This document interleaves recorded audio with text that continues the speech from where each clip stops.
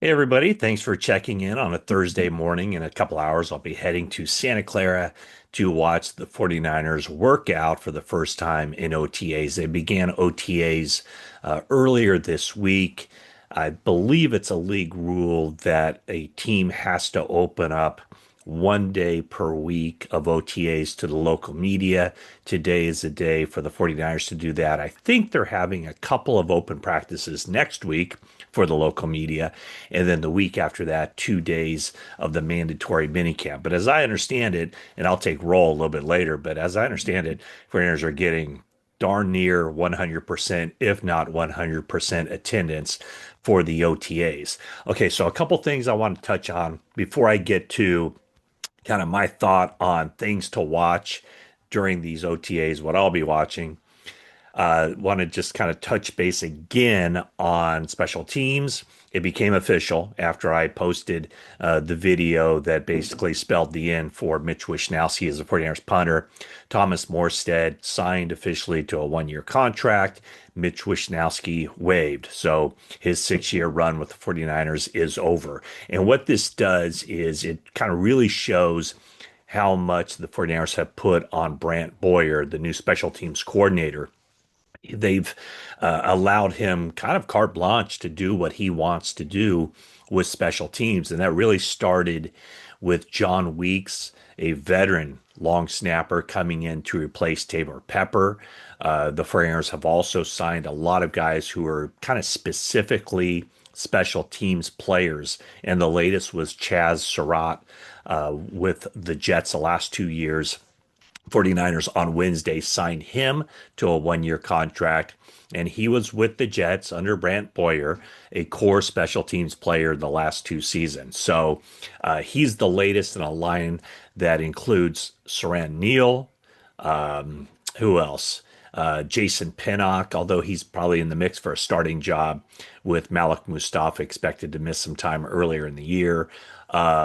Richie Grant, Luke Gifford, those are the guys that are kind of seen as guys who can be pillars of the Frere special teams, core special teams players. Not saying all those guys will make the team. Can I doubt they all will make the team? But I would think that Brant Boyer will have the ability to keep two or three guys on the 53-man roster based solely on their special teams play. 49ers have also brought in Greg Joseph, who spent a little bit of time with the Jets last year, and Joseph will compete against Jake Moody for the kicking job. I still think Jake Moody is probably the very much odds-on favorite to win that. Okay, so now let's flip the page to OTAs. Like I said, I'll be out there in Santa Clara in a few hours. And so here are 5 things that I wrote about at NBCSportsBayArea.com. And I'll put the link down below in the notes section. But first thing I'm going to be kind of looking at, or my eyes will be drawn to, will be the Purdy Pearsall connection. Last year at this time, Ricky Pearsall, fresh off being drafted number 31 overall, looked really, really good on the practice field. He did not look like a rookie.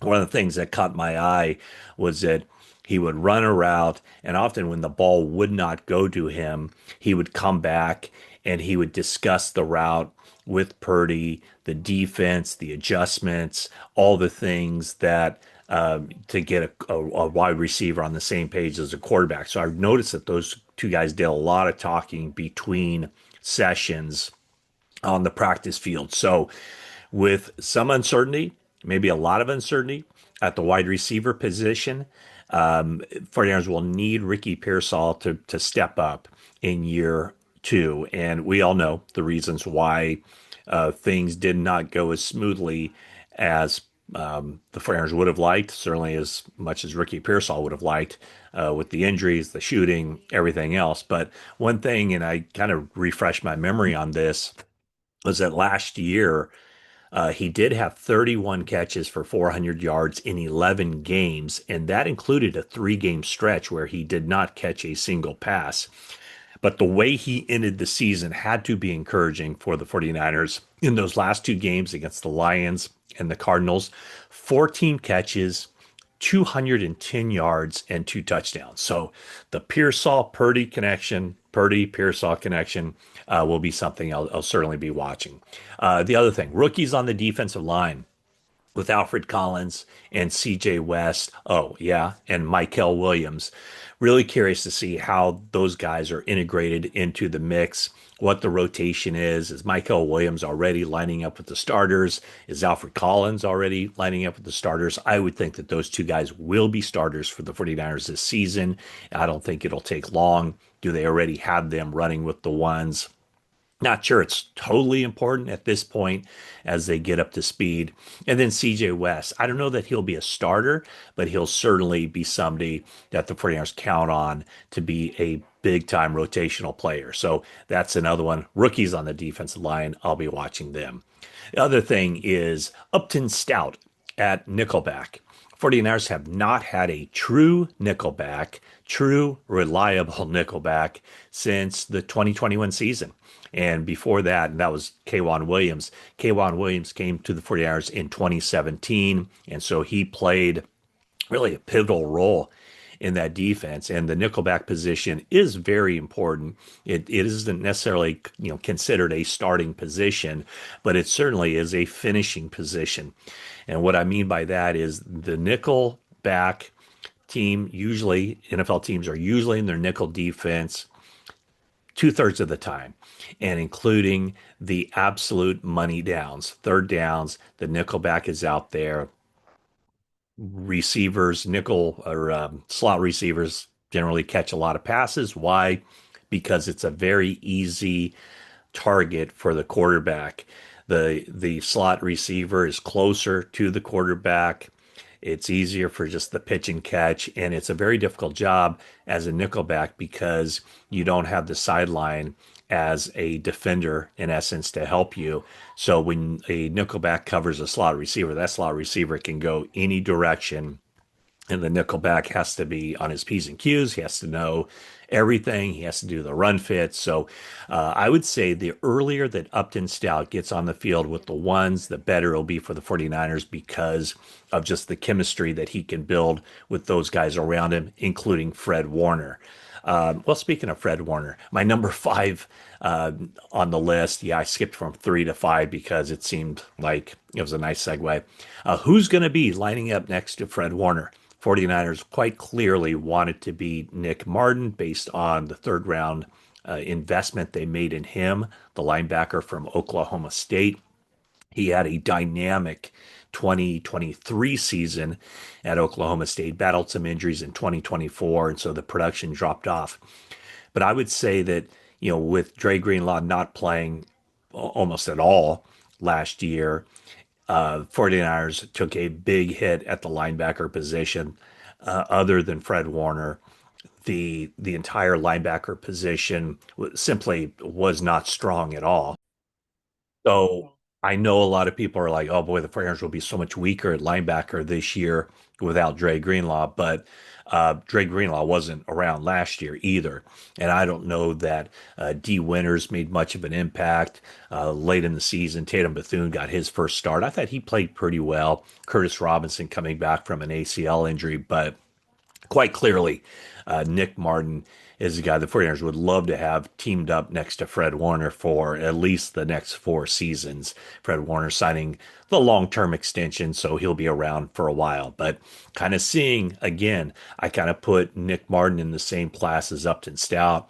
The sooner, the earlier he can get on the field and create that chemistry and kind of, know Fred Warner, and Fred Warner can coach him up in the huddle or just before the snap of the ball.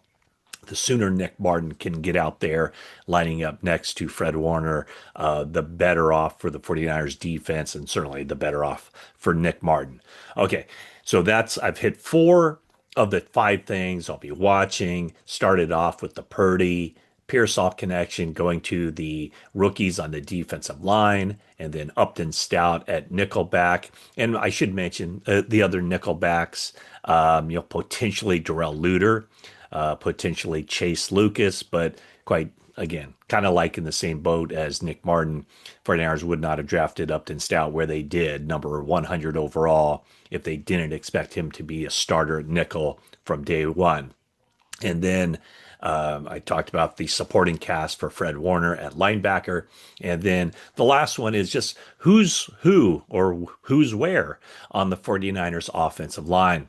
I know a big disappointment for a section of the fan base was that the 49ers did not take an offensive lineman in the first round or the second or the third or the fourth or the fifth or the sixth.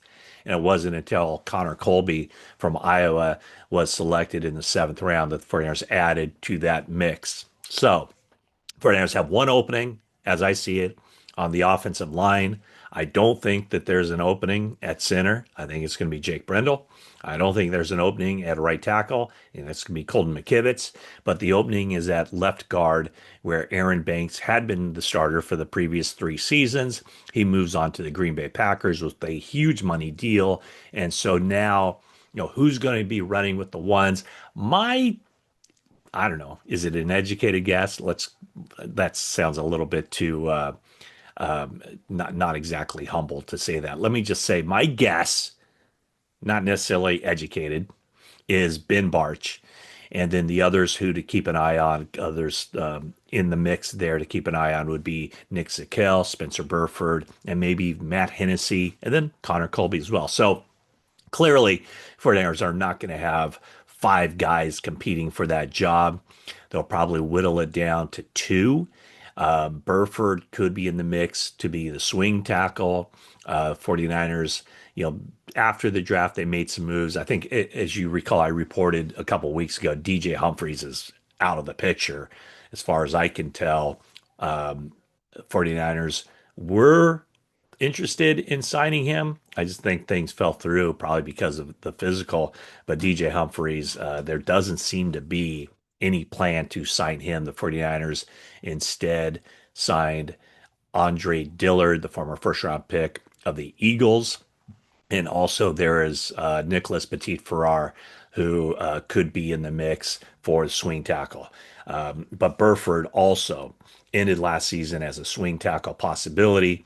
So we'll see who is where on the 49ers offensive line. Is Spencer Burford at guard, where he started at right guard in the Super Bowl season for half the year before John Feliciano took over for him. Feliciano, by the way, has retired.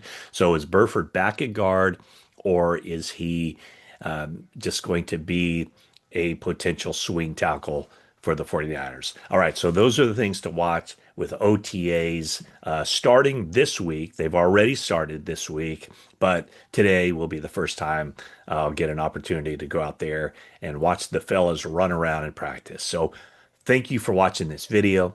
Please comment, like, subscribe if you haven't already. And that is it for now.